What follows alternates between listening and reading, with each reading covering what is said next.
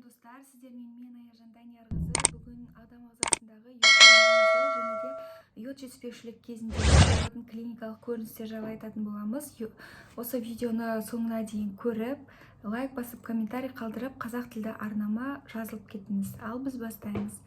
Йод адам ағзасындағы көптеген процестерге қатысатын маңызды элемент болып табылады. Йодтың адам ағзасында қалыпты жағдайдағы мөлшері 20-50 мг болады. Оның 9 мг қалқанша безінде болады. Яғни йод қалқанша безі гормонының түзілуіне қатысады.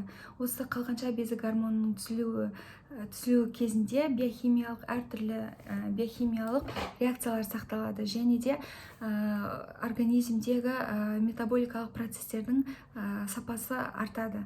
Осы адам ағзасындағы йодты қажет ететін тіндер ол бізде сүт бездері, аналық бездер, қалқанша бездері және де эндометрий жатады.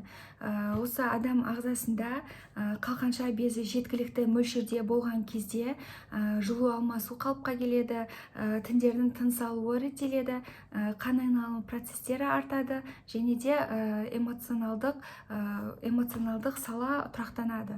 Осы йодтың жетіспеген кезіндегі болатын клиникалық жағдайларға тоқталатын болсақ, йод жетіспеушіліктің алғашқы белгілері ол созылмалы шаршағыштық болады. Және бұлшықеттердің жұмысының төмендеуі, әлсіздігі, яғни бұлшықеттің терінің құрғауы, қалыңдауы, шаштың сынуы, шаштың жұқару, яғни түсуі, салмақты шектен тыс жинау немесе салмақты жоғалту.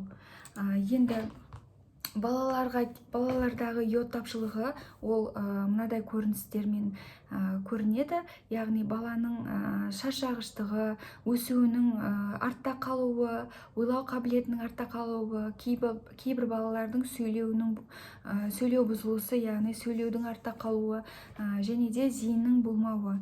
Әйел адамдарда йод тапшылығы кезінде бізде болады етеккір циклінің тұрақсыз болуы және де кейбір жағдайда, яғни созылмалы йод жеткіліксіздік кезінде бедеулікке немесе менопаузаның ерте келуіне алып келеді. Ал әйел жүкті болған кезінде йод тапшылығы болатын болса, тікелей жатыр-ішілік ұрықтың патологиясына алып келеді. Яғни жатыр-ішілік патологияның дамуына немесе кей жағдайда ұрықтың өлі туылуына алып келеді. Енді айта кететін, бізге йодтың көзі негізінен тағам өнімдері арқылы түседі. Яғни теңіз өнімдері не балдырлар, балықтар, балықтың майы жатады. Бізге осы тағам өнімдері арқылы түсетін ағзаға түсетін элементтерді бақылаудың қажеті жоқ, яғни балансын білудің қажеті жоқ. Олар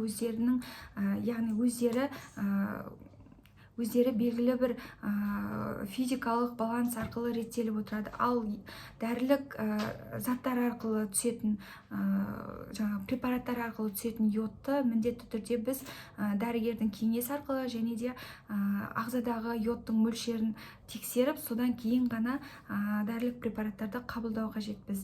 Бізде осы маңызды айтатын жайтты ұмытып кетіппін. Йод жетіспеушілік кезінде оның алғашқы белгілері ол көздің астындағы, яғни ісіктердің пайда болуы, қолдың, аяқтың ісінуі.